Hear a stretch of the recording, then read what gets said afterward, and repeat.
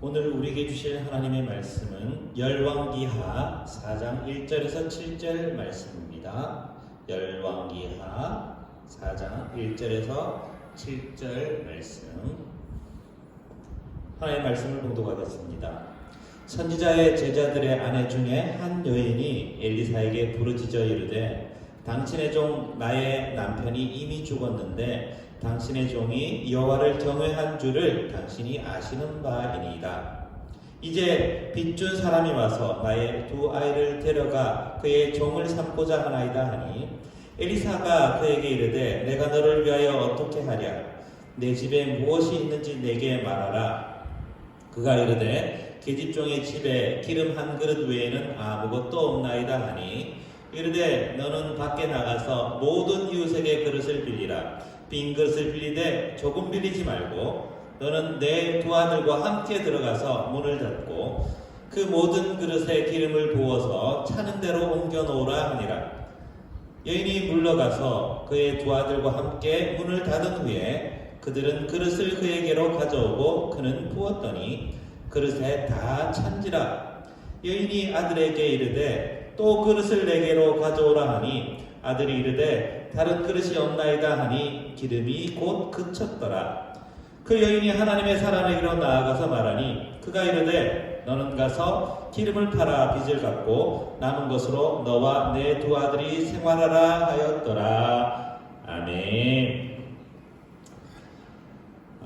사랑하는 드림교회 중고등학생 여러분, 이번 주가 세 번째 주군요. 여러분들을 이렇게 영상으로만 보는 시간이 다음 주는 우리가 얼굴과 얼굴을 보고 예배를 드릴 수 있을 것 같습니다. 제 광고에도 담았지만 여러분 그날이 속히 왔으면 좋겠고 얼굴과 얼굴 보는 그날을 기대했으면 좋겠습니다.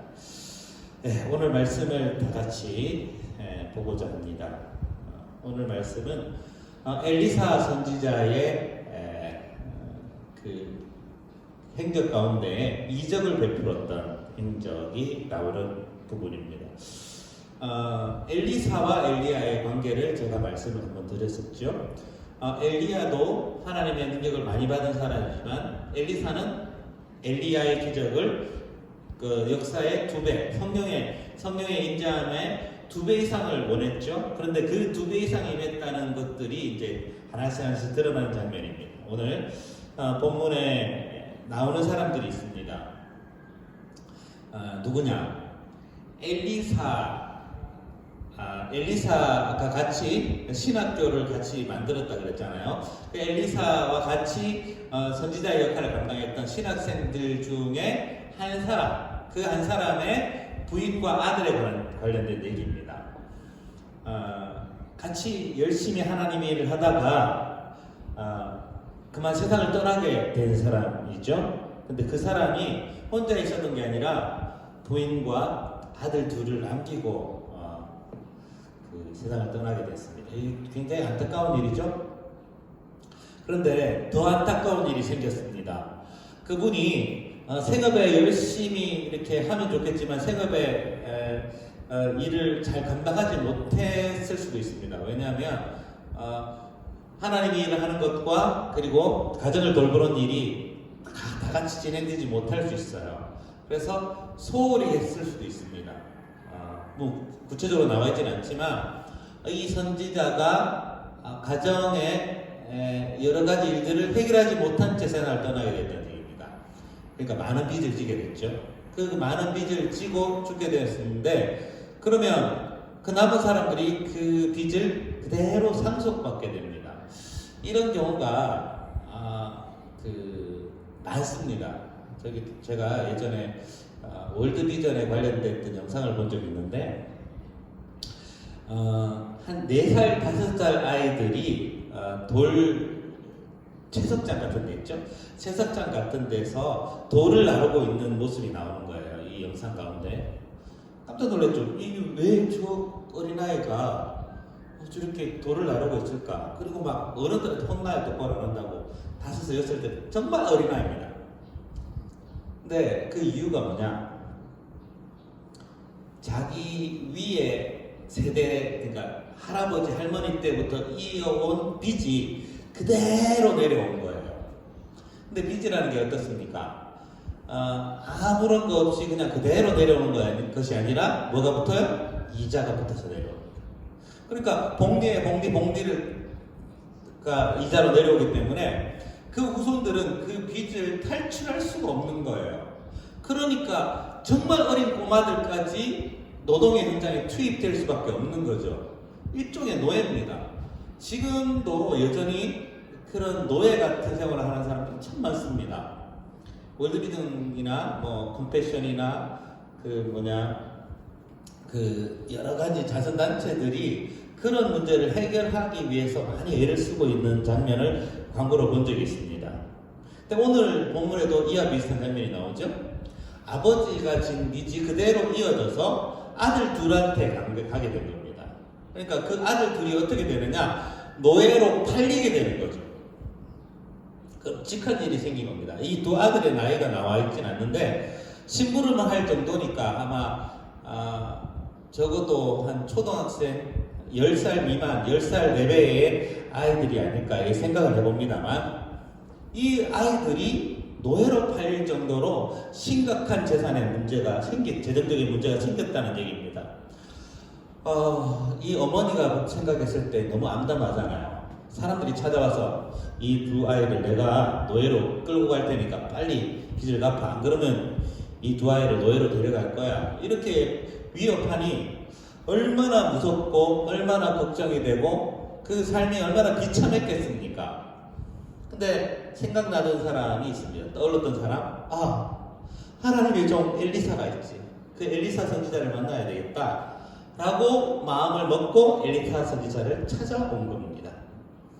찾아와서 엘리사에게 자기의 사연을 이렇게 얘기했습니다. 근데 엘리사가 어떻게 하면 좋겠습니까? 이렇게 묻더니 기름 당신한테 뭐가 있습니까? 이렇게 물어요. 뭐가 있습니까? 가만히 생각해 보더니 우리 집에 기름 한 그릇 정도 있는데 알겠습니다. 이제 아이디어가 딱 떠올랐죠. 하나님께서 지혜를 주셨습니다. 그래서 지혜를 주셔서 한 행동이 뭡니까? 그 동네에 있는 모든 빈 그릇을 가져오라 라고 얘기합니다. 그러니까 모든 빈 그릇을 가져와야 되니까 한 사람이 하면 느리겠죠. 그래서 어떻게 합니까? 두 아들과 같이 그릇 빌리러 다니는 겁니다. 온 동네 다니면서 그릇 빌리는 거예요. 그릇을 빌려서 다 옮겨 놓은 다음에 그 그릇에다가 원래 있었던 기름 한 그릇을 붓기 시작합니다. 그리고 계속 부으면은 원래 여러분 질량 보존의 법칙이 있죠? 질량 보존의 법칙이 뭡니까? 10이라는 그 질량이 있으면 여기서 보면 10이 그대로 있어야 되는 거잖아요.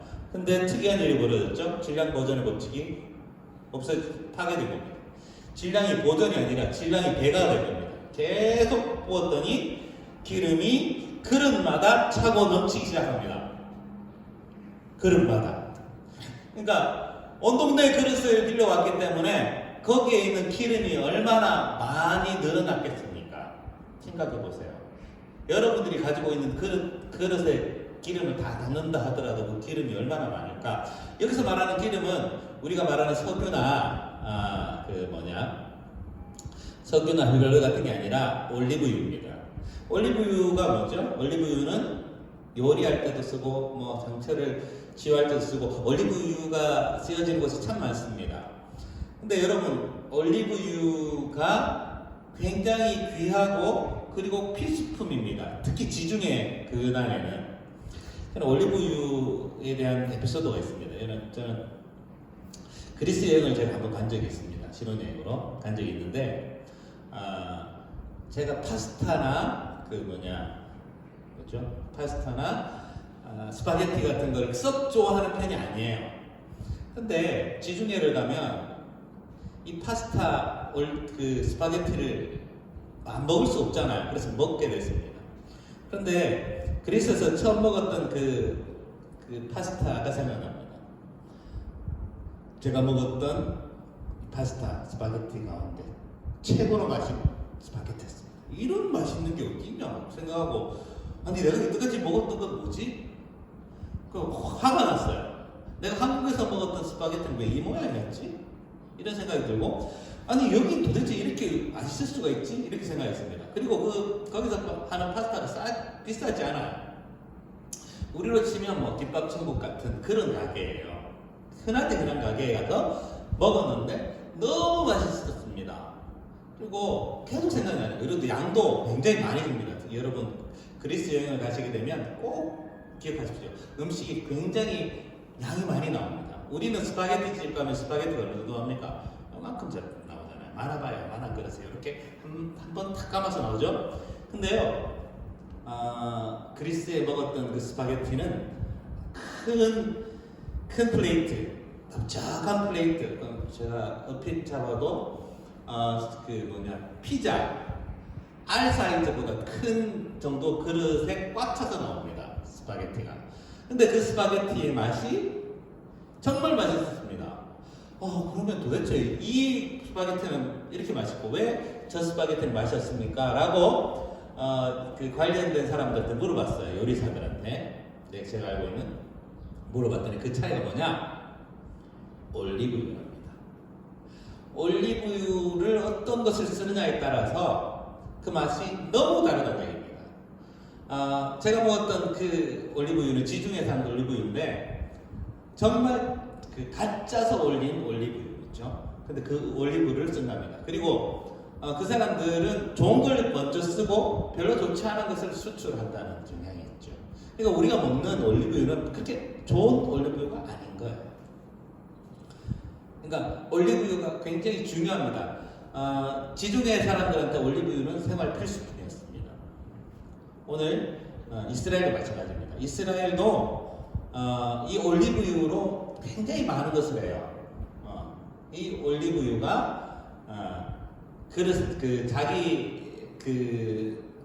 한 가정에서 없는 사람이 없습니다. 꼭 필요한 필수품이었기 때문에. 근데 그 올리브유가 가득 넘치게 됐습니다. 그리고 그 올리브유를 많은 사람들한테 팔고, 그리고 또 그 빚을 다 갚고, 그 남은 것, 빚 갚고 난 다음에 그 남은 것으로 그 두 아들이 생활비를 쓸 정도로 엄청나게 그 올리브유가 큰 도움이 된 거죠. 하나님의 역사하고 하나님의 기적입니다. 엘리사가 이런 기적을 베풀었는데, 여러분 이 기적하고 오버랩되는 기적이 있지 않습니까? 언제입니까? 네.